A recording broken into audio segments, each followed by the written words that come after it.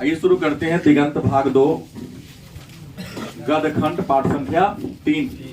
गदखंड के पाठ संख्या 3 पर चर्चा करेंगे।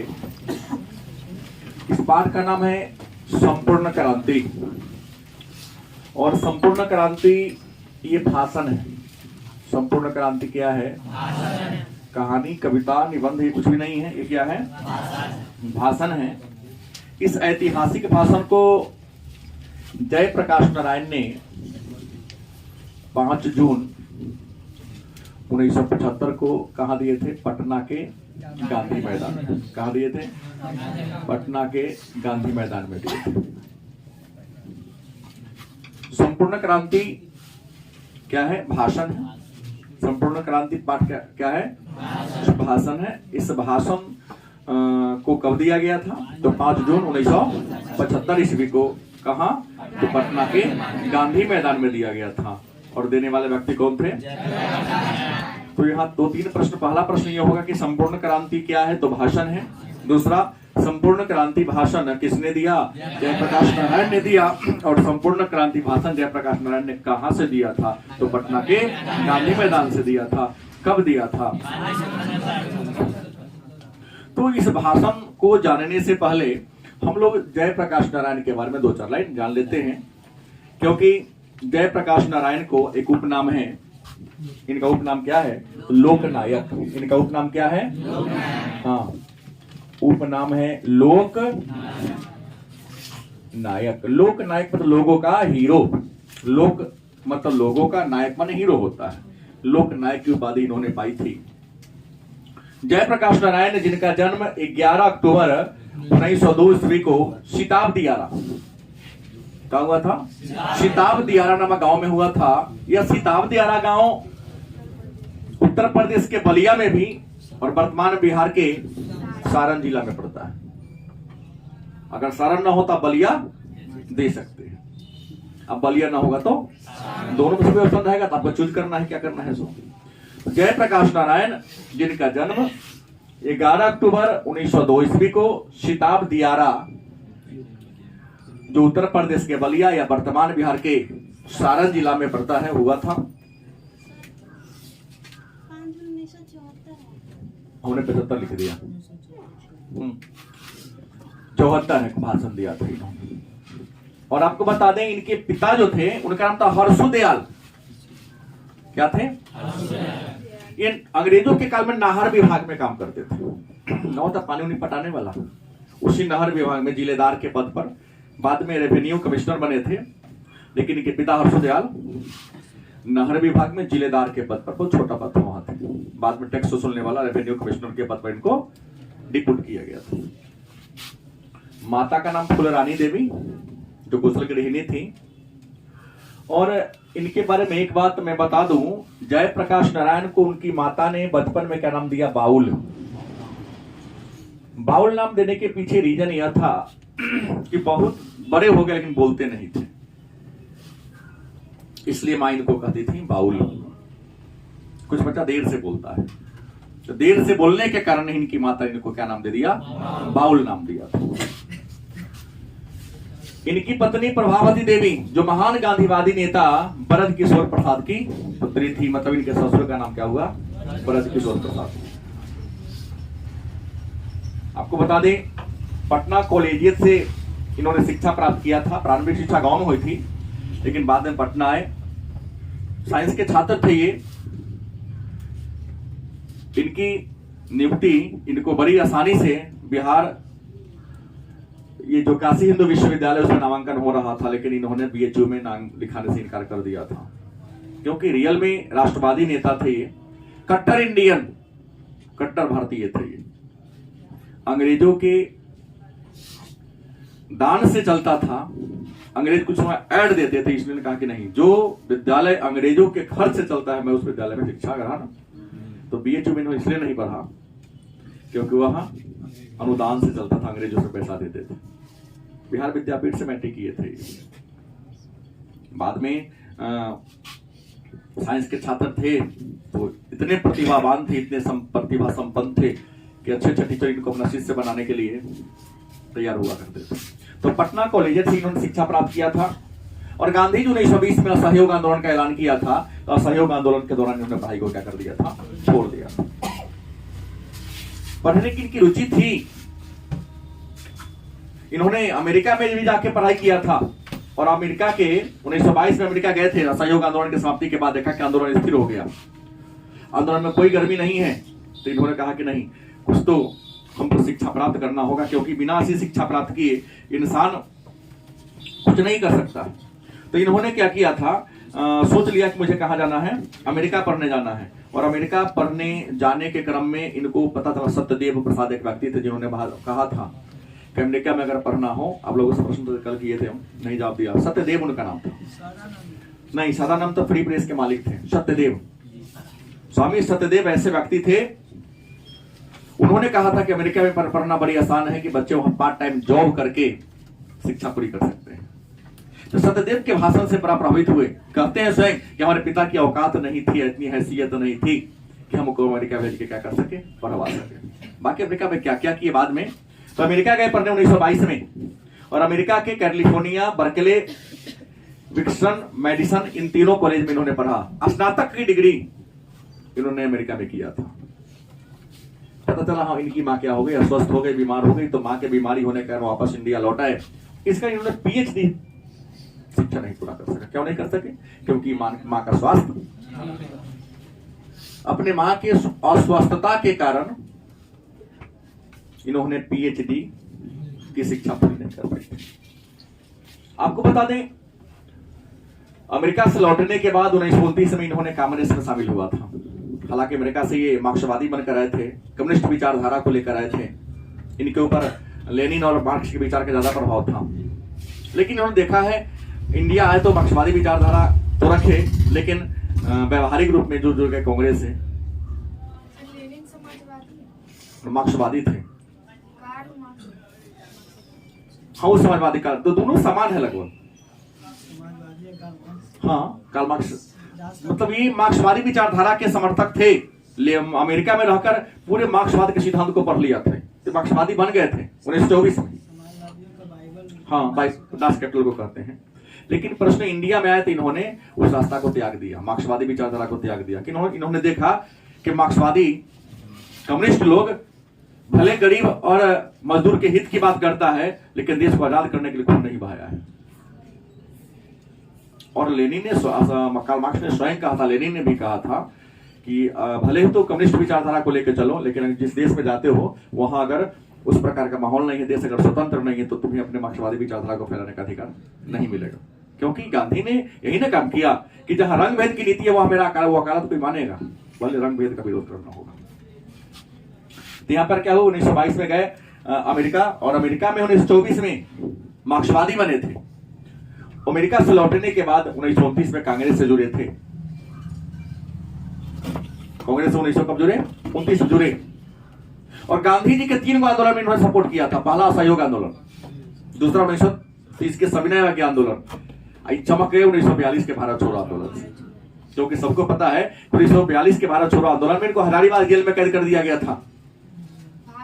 दीपावली का त्योहार था, खंभा के सहारे नेपाल चार दीवारी को फाड़ करके भागे नेपाल, और नेपाल में जाकर एक ग्रुप बनाया था। उस ग्रुप का नाम था आजाद दास्ता। सत्यमंगलम के जंगल में इन्होंने एक आजाद दास्ता नामक गुप्त क्रांतिकारी संगठन बनाया था, और नेपाल में ही रहकर भारत छोड़ो आंदोलन का नेतृत्व किया था। भारत छोड़ो आंदोलन के दौरान ही ये हीरो बन गए, लोगों के नायक बन गए। रियल में कहो तो मतलब इनकी प्रतिभा का निखार 1942 से होता है। फेमस हो गए राजनीति में भारत। कहा जाता है कि कई बार जेल गए। इसमें 1932 में भी जेल गए थे, 39 में, 42 में, 1974 में भी जेल गए थे। 1952 में इन्होंने प्रजा सोशलिस्ट पार्टी का गठन किया था, और नेहरू को बड़े भाई की तरह मानते थे ये। नेहरू भी इनका सम्मान, कई भी खूब सम्मान करते थे। इंदिरा से खास करके नहीं पड़ता था। हालांकि नेहरू के भी कई बातों का इन्होंने विरोध किया, और जहां जहां नेहरू इनके बात को नहीं माना वहां उनको मुर्गी खानी पड़ी थी। इनके न बात मानने के कारण नेहरू का हार्ट अटैक से मृत्यु हुआ था, क्योंकि जेपी ने चर्चाया था इनको कि चीन धोखा देगा, तिब्बत के मुद्दा पर चीन सब सावधान रहे। मानने से क्या कर दिया था, इनकार कर दिया। और वही हुआ, चीन ने अटैक किया। उस सदमे को नेहरू बर्दाश्त नहीं कर सके, और उनको क्या हो गया, हार्ट अटैक हो गया। उसी हार्ट अटैक से क्या हुए हैं, नेहरू जी मरे। तो 1952 में प्रजा सोशलिस्ट पार्टी बनाया। आपको बता दें 54 में सक्रिय राजनीति से क्या कर दिया था, त्याग पत्र दे दिया था। और विनोबा भावे जो सर्वोदय आंदोलन चला रहे थे, सभी वर्गों का उदय हो ऐसा आंदोलन चला रहे थे, भूदान आंदोलन चला रहे थे, उसी भूदान आंदोलन में क्या हो गए, शामिल हो गए। लेकिन उसका नेतृत्व इन्होंने बिहार में किया था। तो एक प्रश्न आता है वस्तुनिष्ठ कि बिहार में भूदान आंदोलन के अग्रणी नेता कौन थे, जयप्रकाश नारायण। बिहार में सर्वोदय आंदोलन कौन चलाया था, तो जयप्रकाश। लेकिन इस सर्वोदय के प्रणेता कौन थे, विनोबा भावे, जिन्हें भूदान आंदोलन का जनक माना जाता है भारत में। अमीरों से जमीन दान में मांगते थे, गरीबों में क्या करते थे, बांट दिया करते थे। 1974 में इन्होंने छात्र आंदोलन का नेतृत्व किया था और समाज के लिए इन्होंने बहुत अच्छा काम किया था। इस समाज के क्षेत्र में समाज सेवा में ज्यादा करने के कारण 1965 में इन्हें मैग्सेसे अवार्ड मिला था। समाज सेवा के कारण 1965 में इनको मैग्सेसे अवार्ड मिला। और इनके मरने के बाद हम बोले ना, भारत सरकार ऐसी है जिसके बारे में कहना ही मुश्किल है। जो चाटुकारी करता है उसी को बड़े बड़े सम्मान उसी को मिलता है जो चाटुकार होते हैं। हम तो यही देखने को मिल रहा है। इतने बड़े महापुरुष को उनके मरने के बाद 1998 ईस्वी में देश का सबसे बड़ा पुरस्कार भारत रत्न पुरस्कार इनको 1998 में मरणोपरांत मिला था, जबकि मर गए थे 1979 में। इन्होंने एक पुस्तक लिखी थी, नाम था रिकंस्ट्रक्शन ऑफ इंडियन पॉलिटी। इनकी एक रचना है, निबंध है, नाम है रिकंस्ट्रक्शन ऑफ इंडियन पॉलिटी, निबंध है इनकी। नारा दिया था संपूर्ण क्रांति।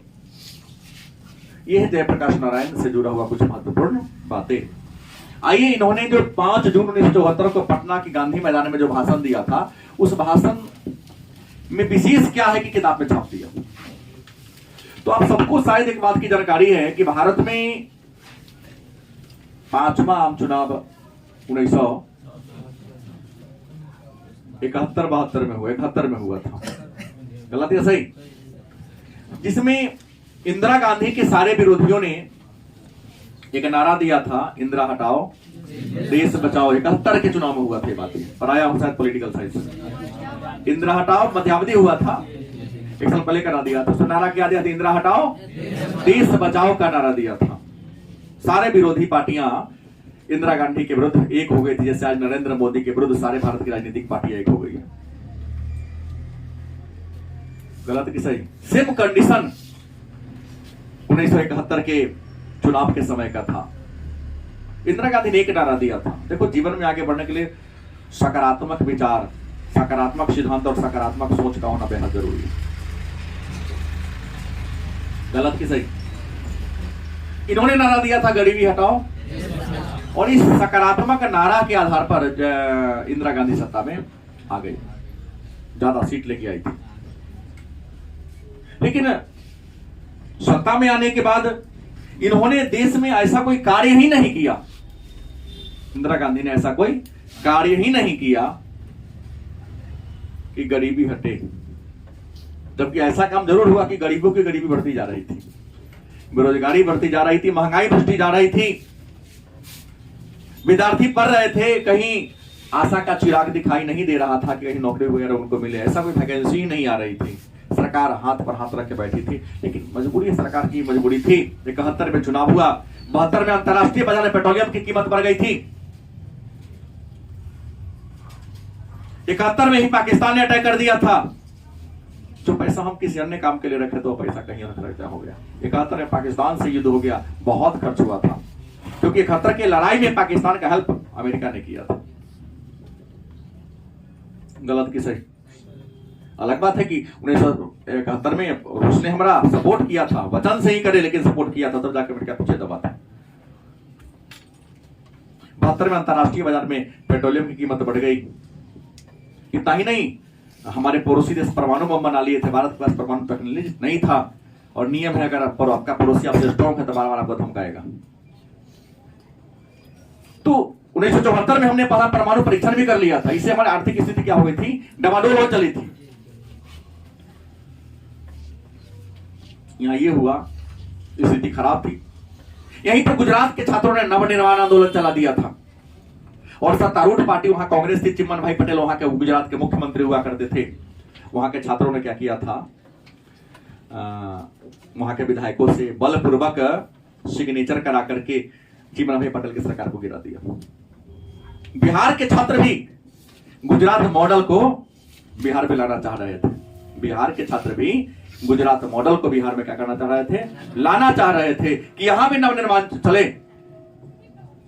और यहां भी सारे विधायकों से बलपूर्वक इस्तीफा लेवा करके क्या कर दिया जाए, सत्ता से हटा दिया जाए। हुआ कि इसका नेतृत्व कौन करेगा, क्योंकि विद्यार्थी को जो भीड़ होता है वो अनियंत्रित भीड़ होता है, वो कब क्या कर लेगा कोई गारंटी नहीं है। और इस काम को अंजाम देने के लिए, किसी कार्य की सफलता के लिए, चाहे किसी संगठन की सफलता के लिए एक अच्छे लीडर का होना बेहद जरूरी है। बिहार के छात्रों ने अपना लीडर किसे माने, क्योंकि सब तो सत्तारूढ़ में थे। इंदिरा का विरोध करने की हैसियत किसी में नहीं था।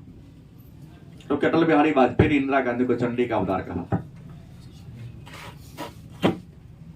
इंदिरा गांधी में विरोधियों को दबाती नहीं थी, कुचलती थी। दबाना और कुचलना में दोनों अलग अलग बातें हैं। आयरन लेडी भी कहा जाता है, iron lady of India. Iron lady women of India मतलब श्रीमती इंदिरा गांधी को कहा जाता है। वो हमने कहा ना, अपने विरोधियों को दबाती नहीं थी, क्या करती थी, कुचलती थी। उनके विरुद्ध आवाज उठाने का किसी को हिम्मत नहीं था। गुजरात में चला, वहां संविधान में संशोधन कर दिया गया 37वां कि विधायकों से अगर बलपूर्वक आप इस्तीफा लिखवाते हैं तो यह मान्य नहीं होगा। जितना ज्यादा संशोधन संविधान में श्रीमती इंदिरा गांधी ने किया, आज तक किसी पीएम ने नहीं किया। तो जितना ज्यादा बार इंदिरा गांधी के शासनकाल में राष्ट्रपति शासन लागू हुआ, उतना किसी काल में नहीं हुआ है। और सबसे अधिक बार अविश्वास प्रस्ताव उसी के काल में। नया का पीडीएफ में सब देख लीजिएगा, 11 का जरूर है, लेकिन आप लोगों के लिए बहुत फायदेमंद है। ठीक है, हमने ये बात कहा। दूसरी महत्वपूर्ण बात यह है, तो लोगों ने कहा किसे चुना जाए, तो जयप्रकाश नारायण को लोगों ने माना। तो कहा कि नहीं, अगर हमें नेता चुनोगे तो पहली बात तो मैं राजनीति में अब आऊंगा नहीं। तो छात्रों ने एक समिति बनाई थी, छात्र संघर्ष समिति। छात्र अपने हितों की रक्षा के लिए एक समिति बनाई थी, कमेटी, जिसका नाम छात्र संघर्ष समिति बनाई थी। सारा लोग जाके उनसे मिला, पढ़ा, कहा, समस्या कहा, लेकिन मानने को तैयार नहीं थे, क्योंकि हमारा रास्ता अलग है, तुम्हारा रास्ता अलग है। हम कोई भी काम करेंगे तो लोकतांत्रिक तरीका से करेंगे, और बच्चों का ग्रुप गैर लोकतांत्रिक, पीछे जब तक क्लासरूम में रहेगा लोकतांत्रिक विचारधारा बोलेगा, और जैसे ही क्लास से बाहर होगा क्या होगा, गैर लोकतांत्रिक सिद्धांत को फॉलो कर लेता है। क्योंकि सम्मान बड़ी मुश्किल से मिलता है, और सम्मान मिलने का टूटेगा तो बड़ी परेशानी होगी आपको। स्वीकार नहीं किया। लोगों ने कहा ऐसे करते थे, कहा कि देखो, अब उस समय बिहार के मुख्यमंत्री अब्दुल गफूर खान थे, बिहार के पहले मुस्लिम मुख्यमंत्री। अगर गुजरात वाला मॉडल बिहार में आएगा तो बिहार में सांप्रदायिक दंगा छिड़ जाएगा। काम को करो, लेकिन सोच समझ के करो। इन्होंने किसी के छात्र संघर्ष समिति के बात को नहीं माना, और अचानक इनको जाना था, कहां जाना था, मद्रास जाना था। रेलगाड़ी पर सवार हुए, मद्रास की ओर चल पड़े, बेल्लोर की ओर, मतलब मद्रास की ओर चल पड़े। जाने के क्रम में लोग इनको लगातार फोन से किसी न किसी माध्यम संपर्क साधे हुआ था कि नहीं आपको बनना पड़ेगा, प्रेशर देना पड़ेगा। पढ़े लिखे थे। रेणु जी, फणीश्वर नाथ रेणु, जो आंचलिक कवि हैं, छायावादी विचारधारा कवि, उनकी रचनाएं पढ़ते जा रहे थे। क्या, किसकी कविता पढ़ रहे थे? फणीश्वर नाथ रेणु। उनका एक बहुत अच्छी रचना है मैला अंचल, और एक और मैंने पढ़ा है, तब एकला चलो रे। जीवन में आगे बढ़ना है, अकेला चलो। हम लोग के सिलेबस में था, मैला अंचल ही पढ़ा हूं, तब एकला चलोले पढ़ा हूं। उसे पढ़ेंगे तो समझ में देर से थोड़ी आएगी, लेकिन बहुत अच्छी कविता है। पढ़े, कविता को गुनगुनाते जा रहे थे। इन पर ये हमेशा प्रेशर आते जा रहा था। मद्रास जाने के क्रम में कहा जाता है, मद्रास में किसी साथी से मिलने जा रहे थे, उनका तबीयत क्या हो गया था, खराब हो गया था। उसी रास्ते में अपने मित्र स्वामी अय्यर के साथ रुके थे। स्वामी अय्यर से गंगा बाबू और राष्ट्रकवि रामधारी सिंह दिनकर का क्या होने वाला था, मुलाकात होने वाला था। हालांकि पहले एक दूसरे को जानते थे, लेकिन क्रांतिकारी जहां होते थे ना, फलाना आया है तो जाके लोग क्या करता था, उनके विचारों को जानने के लिए क्या करता था, मिलता था। गए, वहां पहुंचे, उनकी जगह ये लोग मिले, तो उन लोगों को भी सूचना दे दिया था कि जेपी जी जा रहे हैं। जयप्रकाश नारायण का शॉर्ट नाम था जेपी जी, इनको बनाइए थोड़ा ताकि आंदोलन का नेतृत्व करें, क्योंकि जेपी के अलावे छात्र आंदोलन का नेतृत्व करने की सामर्थ्य अन्य किसी के पास नहीं। जेपी को कहा गया, इन्होंने कहा कि नहीं, क्रांतिकारी विचार होगा, इस पर अमल करना बड़ा मुश्किल होगा, और अगर हम अमल कर दिए तो पहले छात्रों को तैयार होना होगा। अगर आप आंदोलन करते हैं तो आपको लाठी खाना पड़ेगा, गोली खाना पड़ेगा, जेल जाना होगा, आपके घर की गुर्की जब्ती होगी। अगर ये सब सहने में सक्षम है तो हम आंदोलन करने में कोई दिक्कत। पुलिस लाठी चलाएगा, गोली चलाएगा, आंसू गैस छोड़ेंगे, आपके जमीन को हड़प लेंगे, आपको पकड़ के जेल में बंद कर देंगे, और जेल में बंद कर देंगे तो आंदोलन कब रोक दीजिएगा? तैयार हो कि अगर जेल में बंद करेगा तो हम जेल भरो अभियान चलाएंगे, एक को पकड़ेगा हम 100 को चढ़ जाएंगे गाड़ी पर। अगर आंदोलन करना आसान काम नहीं है, राजनीति में आना आसान कार्य नहीं है, क्योंकि राजनीति में बहुत सारे आलोचना होते हैं। और ये जो समय है क्रांति का समय है। क्रांति का समय इसलिए कि देश में महंगाई बढ़ गई थी, बेरोजगारी बढ़ गई थी, भ्रष्टाचार बढ़ गई थी, प्रशासन था लेकिन व्यवस्था नाम का कोई चीज नहीं था। कहते हैं कि देश को आजाद हुए लगभग 25-26 साल हो गए, लेकिन आज भी देश में किसी प्रकार की समस्या सुधरी नहीं है। न जाने इस देश को कहां तक जाना है। अभी तक नेहरू जी कहे थे, करके तो मर गए, कि इस देश की जनता को कितना दूर जाना है मैं कह नहीं सकता हूं। ने कह रहे हैं कि आज जो हमारे देश की पोजीशन है, उस समय 75-74 की बात है, कह रहे थे कि जो देश की पोजीशन हमारा अभी इन नेताओं का जो घोटालेबाजी का सिस्टम है, करप्शन का सिस्टम है, अगर ऐसा हमारा देश के नेता होता, ऐसे देश को चलाने वाले होते तो शायद खुदीराम बोस, प्रफुल्ल चाकी, भगत सिंह, चंद्रशेखर आजाद अपने प्राणों का आहुति नहीं देते। उन्हें तो देश को, अपने भाषण में स्वीकार किए तो कह रहे हैं कि देश को आजाद करने के लिए कितने लोगों ने फांसी दे दिया, लेकिन जो बच गए वो लोग देश को ऐसे लूट रहे हैं जैसे अंग्रेज हो।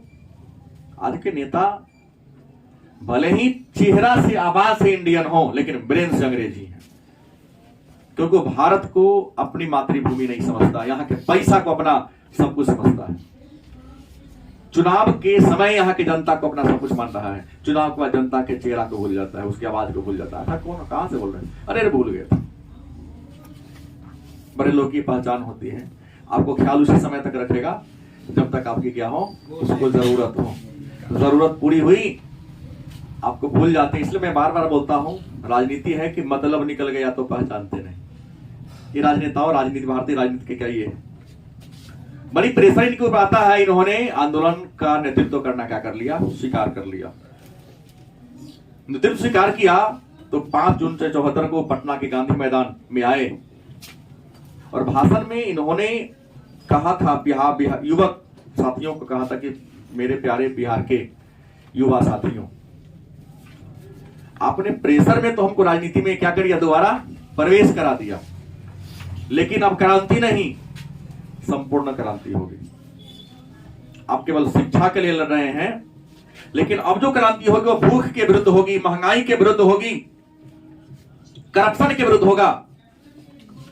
क्योंकि हमारे पूर्वजों ने ऐसे देश की कल्पना किया था, गांधी ने राम राज्य की कल्पना किया था, वो राम राज्य नहीं है, रावण राज्य हो गया, जहां बिना घूस के कोई काम नहीं होता है।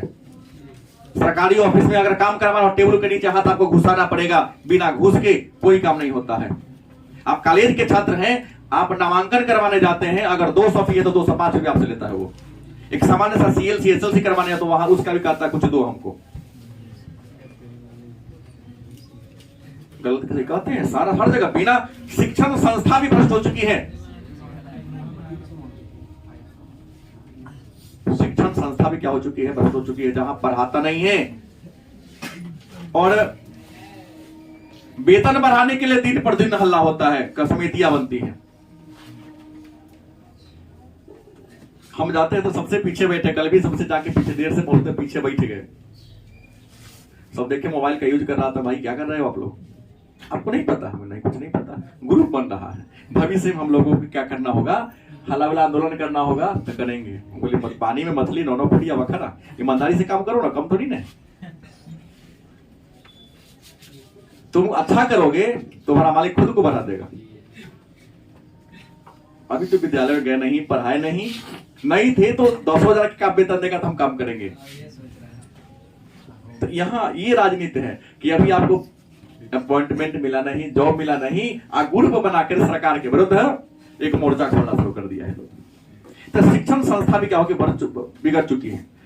छात्रों का जो भविष्य है अंधेरे में है, क्योंकि भारत में आजादी थी हो गई 15 अगस्त 1947 को, लेकिन आजादी के बाद जो शिक्षा नीति बनी, जो शिक्षा छात्रों को दिया जाता है वो आजादी की नहीं, गुलामी की शिक्षा दी जाती है।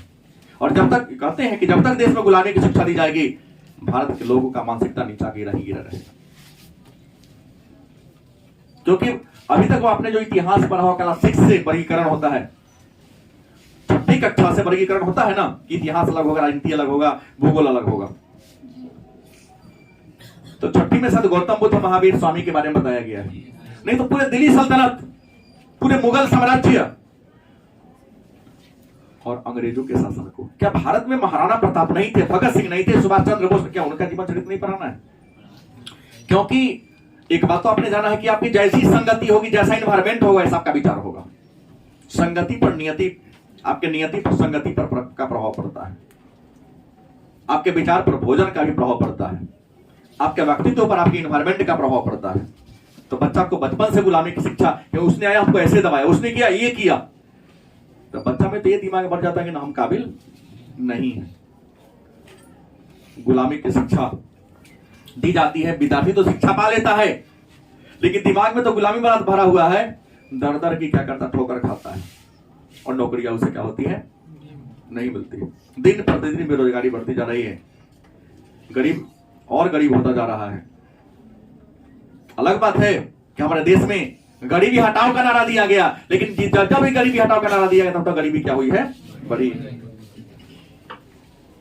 कहते हैं कि अपने मद्रास यात्रा वाला भी बात शेयर कर देते हैं भाषण में कि हम इंडियन प्रेस के मालिक थे रामनाथ गोयनका जी, दिनकर जी उनके मित्र थे, गए थे मिलने। अचानक उनके घर रात पहुंचे, खाना पीना हुआ और दिनकर जी का दिल का दौरा पड़ गया। दिनकर जी का क्या हो गया, दिल का दौरा पड़ा। हालांकि पटना में पीएमसीएच था उस समय, पटना में क्या था, पीएमसीएच था, याद रखेंगे, सरकारी अस्पताल है, सीतामढ़ी बहुत सुविधा मिल रही है, लेकिन सुविधा का लाभ उसी को मिलता है जिसकी पहुंच पड़ रही है। गरीबों को लाइन में लगना होता, धक्का खाना पड़ता है। गलत नहीं बोल रहा हूं, मैं भी 2 बार से वहां पहुंच रहा हूं, लाइन में 2 घंटा पहले से लग जाओ। अलग अलग आप लोगों के कारण हमको देर, कोई देख लिया, उसमें बहुत सारे स्टाफ हैं जो बच्चे हैं, कागज लेके सब लोग वहां पे लाके रख दिया। प्रश्न ये है कि गोयनका जी मिला, अचानक दिनकर जी को दिल का क्या पड़ता है, दौरा पड़ता, दिल का दौरा पड़ता है। हुआ कि ले चलते पीएमसीएच में सब सुविधा है, लेकिन ये फ्री प्रेस के मालिक रामनाथ गोयनका कहते हैं कि वहां कुछ होने वाला नहीं है, चलिए हम गाड़ी निकालते हैं। धनी वाली लोग थे, गाड़ी निकाले, बिलिंगटन वाला को पहले ही फोन कर दिया कि मेरे मित्र का ऐसा हुआ तो व्यवस्था करके रखो। मतलब कहते हैं कि अस्पताल सुविधा ऐसी होनी चाहिए, अस्पताल में पहुंचने से पहले नर्स डॉक्टर चाकू को लेकर ओटी को, मतलब ऑपरेशन थिएटर को सजा के रखा था कि आया बिठाया ऑपरेशन करना, क्या कर दिया, शुरू किया। लेकिन तब तक देर हो चली थी, हृदयाघात हुआ था, ऑपरेशन तो हुआ लेकिन क्या हो गए, हार्ट दोबारा जिंदा नहीं हुआ, मर गए उसी रात। कहते हैं कि हमको राम वृक्ष बेनीपुरी, जिन्हें कलम का जादूगर कहा जाता है, और प्रेमचंद्र को कलम का सिपाही कहा जाता है। कलम का सिपाही प्रेमचंद्र और कलम का जादूगर राम वृक्ष बेनीपुरी, अपने बिहार के मुजफ्फरपुर जिला में गांव में है। उनकी कविता हमेशा, उनकी कहानी हमेशा पढ़ा करते थे। इन्होंने कहा कि आंदोलन तुम शुरू किए हो तो जानते हो राजनीति में युवाओं का क्या रोल होना चाहिए, यूथ फॉर डेमोक्रेसी, मतलब नौजवानों का राजनीति में क्या भूमिका होनी चाहिए। जिन्होंने कहा कि राजनीति में युवाओं की अगर भूमिका की बात करो तो युवा देश के भविष्य है, युवा देश के क्या निर्माता है, तो सबसे पहले आपको ईमानदार होना होगा और अपने कर्तव्य को ईमानदारी से क्या करनी होगी, निर्वाहन करनी होगी। हमारा देश अब बूढ़ा हो चला है। क्यों? क्योंकि सत्ता में वही लोग हैं जिनका उम्र 60 साल से क्या है ऊपर है, तो उसकी सोच भी 60 से ऊपर की होगी। नौजवान आएगा तो नौजवान की तरफ सोचेगा। अगर देश को आगे बढ़ाना है, संचालन समिति बनाओ। तुम्हारे हाथ में जब सत्ता आए, जो संघर्ष कर रहे हो, तुम क्या करो, नौजवान के हाथ में सत्ता दो और संचालन समिति बनाओ। और अपने जो छात्र संघर्ष समिति है, इस समिति के लोग भी चुनाव में क्या होगा, खड़ा होगा। अगर उस चुनाव में खड़ा हुआ, जनता के सामने जो घोषणा किया है, अगर उस शर्त को पूरा नहीं कर रहा तो उसको वापस क्या कर दो। मोदी जी बार बार बोल रहे हैं, रिकॉल वाला नियम लागू होना चाहिए भारत में। विश्व के कुछ देश में है ऐसा कि हमने नेता को, एमपी विधायक को चुन लिया 5 साल के लिए, चुनाव जीत के चला गया, वो पद पर गया, ईमानदारी से काम, तो वोटिंग करा दो ऑनलाइन। कितने लोग ऐसे चाहते हैं कि नहीं ठीक है उसको रहने दिया जाए, कितने नहीं रहने दिया जाए, नहीं रहे तो रिकॉल वापस कर लो, आप दोबारा बुला लो, आपका पद गया। आज जिस दिन भारत में यह कानून लागू हो जाएगा, क्या होगा, साले साले बदलेगा, नहीं नेता ईमानदार हो जाएंगे, ईमानदारी से काम करेंगे। चुनाव के समय 5 बजे तुम्हारे दूरा पर भूत देखने खड़ा होता, उजर कपड़ा पहन के चुराई ना गया, और चुनाव जीत जाने के बाद तुम भोरे से 10 बजे तक खड़ा रहोकर, नींद नहीं खुलता है कभी। अब पता चलेगा जब घर से निकलेंगे तो एकदम तैयार होकर गाड़ी बैठेंगे तो अरे इमरजेंसी फोन आ गया, पटना सचिवालय में जाना है। अब सचिवालय जाते कि शौचालय जाते हुए जाएंगे, कुछ काम नहीं होता, जाके कहीं बतियाते रहते हो। ये कहते हैं कि आपको ईमानदारी से ये करना होगा।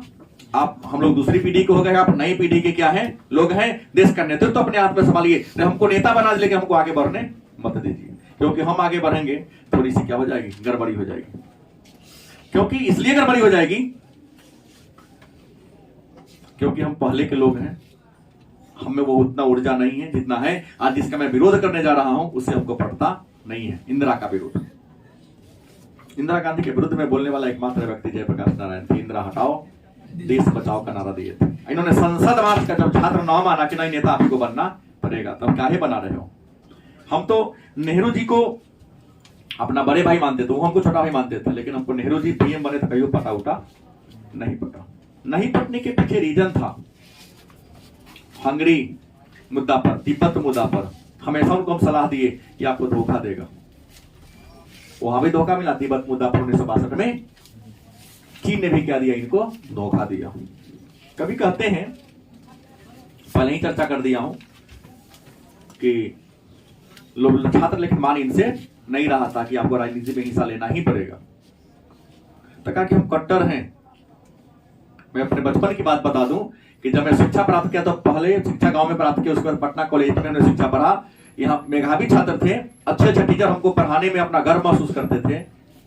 हमारा नामांकन पटना बीएचयू में पैरवी हो रहा था हमारे पिताजी को कि जाओ वहां अपना बेटा का नाम लिखा दो, लेकिन मैंने साफ साफ इनकार कर दिया कि मैं बिहार विद्यापीठ में पढ़ूंगा लेकिन बीएचयू में नहीं पढ़ूंगा। क्यों नहीं पढ़ूंगा? क्योंकि वो सरकारी अनुदान से चलता है, वहां राष्ट्रीयता की शिक्षा नहीं दी जाती है। उस समय कहते कि हमने ठान लिया था, हमने बीएचयू से इंटर की शिक्षा प्राप्त किया, सॉरी पटना कॉलेजिएट से ठान लिया कि हमको कहा जाना है, अमेरिका जाना है। सत्यदेव का भाषण सुने 1922 में कहां चले गए? कहते हमारे पिताजी नॉन गजेटेड ऑफिसर थे, नहर विभाग में पहले जिलेदार थे, बाद में रेवेन्यू डिपार्टमेंट चले गए। उनकी औकात नहीं थी कि हमको अमेरिका भेज के पढ़ा सके। लेकिन याद रखेंगे, अगर आपको आगे बढ़ने की जो जज्बा है आपके अंदर, तो पैसा आपके विकास मार्ग में बाधा नहीं पहुंचाएगा। क्या जुनून, इतिहास वही रचता है जो जिद करता है। बहुत बड़े विद्वान ने लिखा, इतिहास वही रचता है जो क्या करता है, जिद करता है। उदाहरण मैंने कही दिया, कुछ भविष्यवक्ता लोग सब बच्चों का हाथ देख रहे, हिटलर ने कहा हमारी हाथ को देख दो, कहा कि तुम्हारे हाथ में भाग्य रेखा के नहीं है। क्योंकि अक्सर पंडित पुरोहित जादू भुक्ता वाले अमीर के बच्चों का प्रशंसा करेंगे, कोई पैसा लेना है, गरीब तू तो ऑलरेडी गरीब है, तुम्हारा क्या होगा? तो कहा कि भाग्य रेखा क्या होता है? तो बीच का रेखा, चक्कू निकाला चीर लिया, भाग्य रेखा तो बना दी है। तो इंसान अपने भाग्य रेखा को खुद तय करता है अपने कर्म से। भाग्य ऊपर से बन के नहीं आता है, भाग्य रेखा बनाना पड़ता है। आप कर्म करोगे, आपकी भाग्य की रेखा क्या होगी, बदलेगी। तो प्रश्न है, सत्यदेव का भाषण सुना और इन अमेरिका जाने के ठान लिया। पिताजी कहते रह गए कि हमारी हैसियत तो ऐसी नहीं, लेकिन कहा पिताजी आप पर बोझ नहीं बनूंगा। कहा जाता है कि जब अमेरिका गए, नेहरू खुद कहते हैं कि कई हमारे मित्र थे, जानने वाले थे, हमको क्या कहे, अमेरिका का दलाल कह दिया। उस समय नारा दे दिया इनके ऊपर कि निक्सन को दे दो तार, जयप्रकाश की हो गई हार। क्योंकि यहाँ ने अंग्रेजों के विद्यालय में पढ़ने से इनकार किया था, ये अमेरिका पढ़ने जा रहा है। निक्सन को दे दो तार, जयप्रकाश की, क्योंकि अमेरिका पढ़ने चले गए, इसलिए लोगों ने इनका विरोध कर दिया। कहा कि हमको इससे कोई दिक्कत नहीं है, मैं सिद्धांत से अच्छा हूं ना। इनको अमेरिका का दलाल कह दिया गया। ये कहते हैं कि मैं अमेरिका गया, पॉकेट में पैसा नहीं है, मैंने बागान में काम किया, लोहे के कारखाना में काम किया, जहां पर जानवर को मारा, बुचरखाना में काम किया, यूनिवर्सिटी में पढ़ते थे। कभी कभी तो भोजन के लिए शाम में 2 घंटा होटल में काम कर लेते थे, बर्तन मलते थे, वेटर का काम करते थे, भोजन सर्व करते थे। और जब निकलने लगते थे, भोजन बच जाता था तो इनको भोजन देता, उसमें से खा लिया करते थे। संडे के दिन इनको काम नहीं मिलता था, क्योंकि संडे के दिन बहुत विद्यार्थी आ जाता था होटल में काम करने। तो शू शाइनिंग करते थे, मैं जूता पॉलिश किया करते थे। और लैट्रिन, एक मैं लैट्रिन में साफ किया। एक रूम में 5-6 विद्यार्थी रहते थे। खटिया एगो, सुतने वाले कैगो, 2 गो, बारी बारी से ये होता था। बड़ा दिक्कत का जीवन हमने बिताया। लेकिन जब ग्रेजुएशन कर गए तो हमको क्या मिलने लगा, स्कॉलरशिप मिलने लगा, हमको कुछ कोचिंग वोचिंग मिलने लगा। क्योंकि अपने यहाँ थोड़ी ना है कि इंटर में पढ़ते हैं, जाके प्राइवेट वाला आपको टीचर रख लेता है, तो भले आए चाहे ना आए। स्कॉलरशिप मिलने लगा, ट्यूशन मिलने लगा, तो इन्होंने वो काम करना क्या कर दिया, छोड़ दिया। 1924 में अमेरिका से कहा थे, भारत आए तो मार्क्सवादी बनकर आए, लेकिन इंडिया में मार्क्सवाद का उतना जड़ मजबूत नहीं था, तो कांग्रेस को क्या कर लिया, इन्होंने ज्वाइन कर लिया।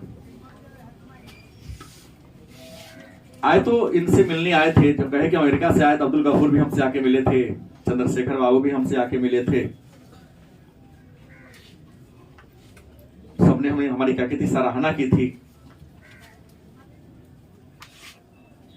लेकिन आज देखिए माहौल बदल गया है। आंदोलन को स्वीकार किया, कहा कि कोई भी जाएगा आंदोलन में हिस्सा लेने, बेटिकट कोई नहीं जाएगा।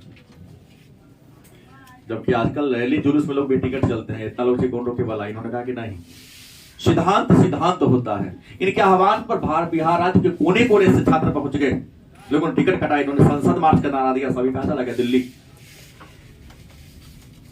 संसद भवन का घेराव किया था, इंदिरा गांधी के विरुद्ध नारा लगाना शुरू कर दिया। जाने के क्रम में पुलिस पकड़ के लोगों को रेल से उतार रही थी। जगह टिकट था ओकरो रेल से बाहर उतारा, नहीं तुमको नहीं जाना है। कहा टिकट है मेरे पास, फिर भी इतने लाठी बरसा जिसका हिसाब नहीं है। कहते हैं कि हम डेमोक्रेसी के मित्र हैं। डेमोक्रेसी का मित्र कौन होता है, लोकतंत्र का मित्र कौन होता है, जो लोगों की बात को सुनता है। आप तो लोगों की बात को क्या कर रहे हैं, दबा रहे हैं। हालांकि उमाशंकर दीक्षित ने कहा था कि अगर जयप्रकाश नहीं होता तो 1974 में बिहार जल गया होता, क्योंकि छात्र सब ठान लिया था कि अब्दुल गफूर को मुख्यमंत्री के पद पर क्या कर देना, हटा देना। जब हटता था क्या होता, हिंदू मुसलमान का राइट हो जाता, बिहार जल जाता। लेकिन फिर भी इंदिरा गांधी के बात समझ में नहीं आया। कहते हैं अगर डेमोक्रेसी का सबसे बड़ा कोई दुश्मन है तो जनता और पुलिस दोनों है। क्योंकि पुलिस वहां दंड नहीं करती है जहां करना चाहिए, पुलिस वहां दंड कर देती है जहां नहीं करना चाहिए। जैसे पटना में कभी बड़े शहर में जाके देखो, अगर रेड सिग्नल से उसका अगली का चक्का आगे बढ़ेगा, लगता है कि रेड क्लिप पार कर गया, तो फाइन पार कर गया था, क्या हो गया, गलत से समझाओ उसको। चौराहे पर जानवर की को हाकने के लिए डंडा लेके खड़ा है पुलिस, अरे तो शिक्षा अच्छा दो ना, उसको लाल हरियर अपने दिन आ जाएगा। जो सबसे बड़ा दुश्मन है। ये कहते हैं कि हमारे कुछ ऐसे मित्र हैं जो हमारे अच्छे विचार रखते हैं, कुछ ऐसे भी मित्र हैं जो मेरे लिए बुरे विचार रखते हैं। राजनीति में आए हैं, आपको झगड़ा किसी से नहीं करना पड़ेगा, क्योंकि राजनीति में सहनशीलता आपके पास होना चाहिए, एक सिद्धांत होना चाहिए। और राजनीति में आगे बढ़ना है तो सुनो सबकी करो अपनी, जीवन में आगे बढ़ना है तो सुनो सबकी करो अपनी, क्योंकि सबकी सुनोगी सबकी करोगी तो क्या होगा, आगे तुम लक्ष्य बना लो। रास्ते में सलाह देने वाले बहुत आते हैं, लेकिन जिनका सलाह अच्छा लगे मन ही मन एक्सेप्ट करो। ये नहीं कि हम तुम्हारा विचार को नहीं मानेंगे, ऐसा कभी कहना नहीं है किसी को। और याद रखिए आलोचना को सहने की क्षमता होनी चाहिए, क्योंकि आलोचना ही इंसान को परफेक्ट बना देता है। रहीम जी की बात याद होगी कि निंदक निराय राखी आंगन कुटी छवाए, बिन पानी साबुन बिना निर्मल करे सुहाए। जो आपकी निंदा करता है उसको अपने घर में बैठा कर रखो, क्योंकि बिना साबुन के ही आपके अंदर की सारी गंदगी क्या हो जाएगी, साफ हो जाएगी। इन्होंने पहले नेहरू जी की बात इनको कह दिया था, नेहरू जी मरे इसलिए क्योंकि धोखा इनको चीन ने दे दिया था। ऐसा करके दिल्ली पहुंचते हैं। दिल्ली पहुंचने के बाद संसद का घेराव करते हैं, लेकिन इंदिरा गांधी इस भीड़ को बर्दाश्त देखते हुए, उस समय फखरुद्दीन अली अहमद भारत के क्या थे, राष्ट्रपति थे, उन्होंने घोषणा कर दिया कि देश में आंतरिक गड़बड़ी हो गई है, अब तुरंत धारा 352 का युद्ध कीजिएगा। इस आंदोलन को दबाने के लिए धारा 352 का युद्ध किया गया और पुलिस ने इतना निर्दयता और बर्बरतापूर्ण व्यवहार अपने आम जनता पर किया जिसका हिसाब नहीं। तो इसमें अपने जीवन की जयप्रकाश नारायण जो भाषण दिए हैं, उसने अपने जीवन की घटनाओं के बारे में और भारत की राजनीति के बारे में और 1970 के दशक में भारत की राजनीति की दशा कैसी थी, इसी बारे में क्या किया है, ठीक है।